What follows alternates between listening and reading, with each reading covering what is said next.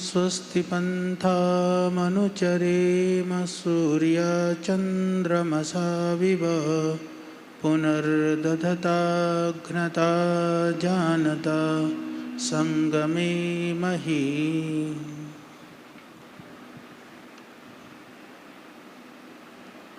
व्यासपीठ पर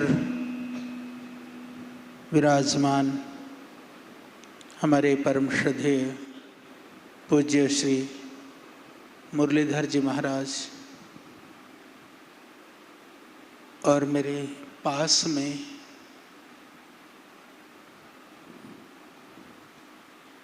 परम श्रद्धेय पूज्य हम सब के आदर्श प्रेरणा और ऊर्जा के स्रोत पूज्य मुनि जी महाराज। गंगा का पावन तट है, कल कल करके गंगा निनाद करते हुए बह रही है और यहाँ पर सत्संग भगवान श्री राम की कथा अजस्र प्रवाहित होने वाली है। और इधर पूज्य महाराज श्री का, पूज्य स्वामी जी का आशीर्वचन भी वो भी प्रवाहित होने वाला है। माँ गंगा, भगवान श्री राम की कथा और संतों का संग, इस पवित्र त्रिवेणी में आप सौभाग्यशाली हैं। यहाँ पर आप स्नान कर रहे हैं। भारतीय सनातन संस्कृति बहुत गौरवशाली है। हम सब सौभाग्यशाली हैं कि उस पावन संस्कृति, उस पावनी परंपरा के हम सब अनुयायी हैं, अनुगामी हैं।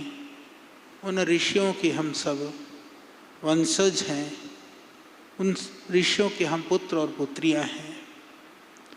विश्व की सबसे प्राचीन संस्कृति, सर्वाधिक प्राचीन धरोहर, उस प्राचीन धरोहर को पूरे विश्व में पहुंचाने के लिए जो कार्य श्रद्धेय मुनि जी ने किया, व्यक्ति के तप और पुरुषार्थ को शब्दों में नहीं बांधा जा सकता है, उसको अनुभव किया जा सकता है।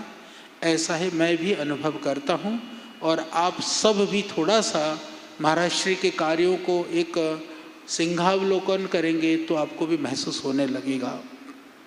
इसी तरह से पूज्य मुरलीधर जी महाराज, जो मेरे लिए बहुत ही श्रद्धेय भी हैं, मेरे लिए बहुत ही सम्माननीय हैं, कि भगवान श्री राम की कथा को, कि कहते हैं कि देवता की पूजा मनुष्य बन करके नहीं की जाती है, देवों की पूजा करने के लिए देव बनना पड़ता है। तो यह जब भगवान श्री राम की कथा करते हैं तो ये तद्रूप होकर के करते हैं। जब ये जिस तल्लीनता से गाते हैं, जिस तल्लीनता के साथ में उसमें खो जाते हैं, रम जाते हैं, सच मानी है कथा के टाइम तो यह तद्रूप हो जाते हैं, पर जीवन भी उसी तरह का बहुत ही पवित्र और सात्विकता के साथ आप जीते हैं।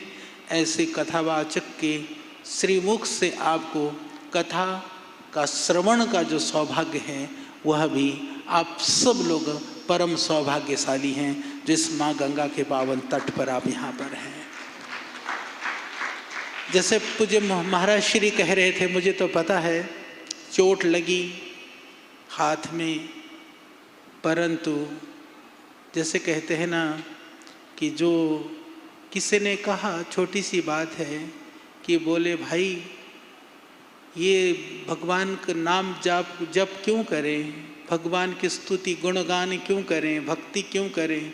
बोले भक्ति इसलिए करता रहे क्योंकि मरते समय ना भगवान का नाम मुंह से निकले, इसीलिए भक्ति करते रहो। तो ज़्यादा बुद्धिमान था, दुनिया में बहुत सारे लोग हैं जो अतिरिक्त बुद्धि रखते हैं। तो उनने कहा कि मुझे ज़िंदगी भर क्यों नाम लेना, मैं तो मरते समय जो है जब एक बार नाम ले लूँगा, जब मरने से पहले नाम लेने से मैं मुक्ति हो जाती है, तो ज़िंदगी भर क्यों समय खराब करना। तो जो मरने को हुआ तो कहते हैं कि मरा मरा करते ही मर गया वो, क्योंकि भक्ति ज़िंदगी में नहीं की तो मरते समय वो भगवान का नाम का उच्चारण नहीं होता। तो हमारे मुरलीधर जी महाराज जी तो ऐसे हैं कि चाहे चोट लगे, चाहे हाथ टूटे, चाहे पैर टूटे, हॉस्पिटल में भी जो है ना छोड़ करके कथा के लिए ही पहुंच गए और कथा भगवान राम के चरित्र का ही गुणगान में लगे रहे। तो ऐसे, क्योंकि नहीं तो आदमी ये सोच लेता ना मेरे तो चोट लगी है, अभी तो ठीक है, दुख रहा है, थोड़े दिन विश्राम कर लूँ, थोड़े दिन शांति से रह लूँ, फिर करता रहूँगा। तो क्योंकि इनके तन मन हृदय रोम रोम उस भगवान नाम महिमा के साथ ओतप्रोत है। तो इसके लिए मैं हमेशा आपके प्रति मेरी भावनाएं हैं। बहन मीना जी तो बैठी हैं, जो पीछे से पूरी शक्ति और ऊर्जा का वह कार्य करती हैं, वो आप सबको भी पता है। तो यहाँ पर इस पावन तीर्थ पर जो परम श्रद्धेय मुनि जी की जो तप ऊर्जा से ऊर्जान्वित है और कथा से और ऊर्जा से परिपूर्ण होकर के आप यहाँ से जाएंगे, तो उस ऊर्जा के साथ में अपने जीवन को पवित्र बनाते हुए आपके आसपास में जो आपका जो वातावरण है, आज जैसे श्रद्धेय मुनि जी महाराज ने कहा आज विश्व परिवार दिवस है, तो विश्व परिवार दिवस है। आज भगवान श्री राम का कथा का प्रारंभ का यह प्रथम दिवस है। तो आप यहाँ से जाएं, पूरे विश्व को आप परिवार न भी बना सके, हमारी संस्कृति तो कहती है वसुधैव कुटुंबकम, जो महान चरित्र वाले लोग होते हैं, उदार चरितानाम तु वसुधैव कुटुंबकम, जो बड़े विशाल हृदय होते हैं, जो संत होते हैं, जो महापुरुष होते हैं, उनके लिए पूरा जो विश्व है वह परिवार होता है। तो कम से कम पूरा विश्व अपना परिवार ना बने, पर अपना परिवार अपना बने, उसमें किसी तरह का कोई विघ्न और विभेद ना बने रहे, इसका संकल्प तो आप यहाँ से लेकर जा सकते हैं। क्योंकि आज दुनिया में सबसे बड़ा जो संकट है, पूज्य महाराज श्री कह रहे थे, प्रकृति की, पर्यावरण की सब विकट समस्याएं हैं। बहुत तरह की यहाँ पर इस दुनिया में समस्या है, पर हमको एक और समस्या नज़र आती है। पूज्य महाराज श्री तो पूरी दुनिया के लगभग सभी देशों का आपने भ्रमण किया है, बहुत निकटता से आपने देखा है। आज दुनिया की समस्या में एक बड़ी समस्या है, परिवार नाम की संस्था जो है आज वो टुकड़ों टुकड़ों में खंड खंड होकर के बिखर रहा है। उस बिखरते हुए परिवार को बचाना भी आप सबका दायित्व है। आपके परिवार को देख करके आपका पड़ोसी, आपका गांव का, आपका मोहल्ले का, आपके शहर का आदमी कहे परिवार हो, तो उसके परिवार जैसा। अभी गुलेरिया परिवार जी के विषय में संत हमारे जो है बहुत अच्छे थे, हमारा उनके विषय में बात अभी हो रही थी। वो एक आदर्श थे, परिवार को कैसे जोड़ करके रखा जाता है।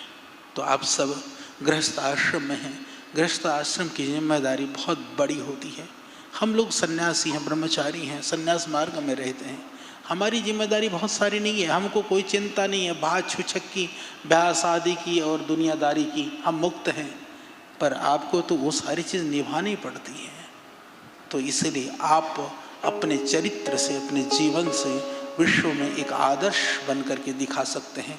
उस आदर्श के प्रतिमूर्ति भगवान श्री राम थे।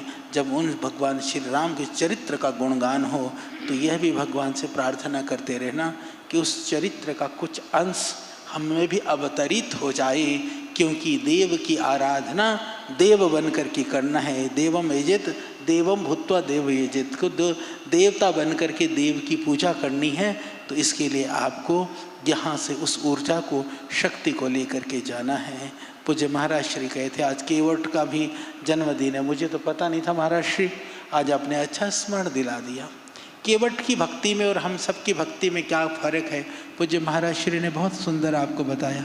मैं एक बात कहना चाहता हूँ, केवट की और हमारी भक्ति में शायद जो फ़र्क है ना वो यह है, क्योंकि हम भगवान से मांगते हैं, केवट ने भगवान को मांगा था, इसलिए भगवान से भगवान को मांगने वाले हम बने कि प्रभु तुम मिल जाओ। क्योंकि भगवान हम कहते हैं कि ये त्वमेव माता च पिता त्वमेव, हम स्तुति गान तो करते हैं ना, प्रार्थना में करते हैं, पर हमको कहाँ लगता है कि भगवान मेरा माता पिता बंधु सखा वही परमात्मा है। यदि ऐसा होने लगे तो फिर उससे मांगने की आवश्यकता नहीं पड़ती है, क्योंकि जब बाप का होता है ना, वो बेटे का तो अपने आप ही अपना हो जाता है।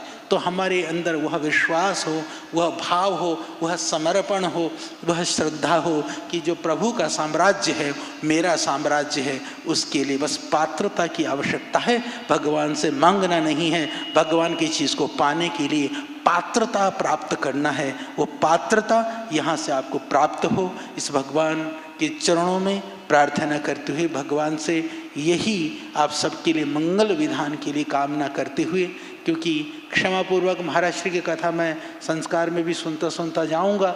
मुझे बहुत मीटिंग थी, पूज्य महाराज श्री का भी प्यार पूर्ण था। मैंने दिन में तो कह दिया था कि मैं शायद देखूंगा, फिर शाम को आपने कहा वो देखने का काम बंद होगा, बिना देखे आ गया मैं इधर।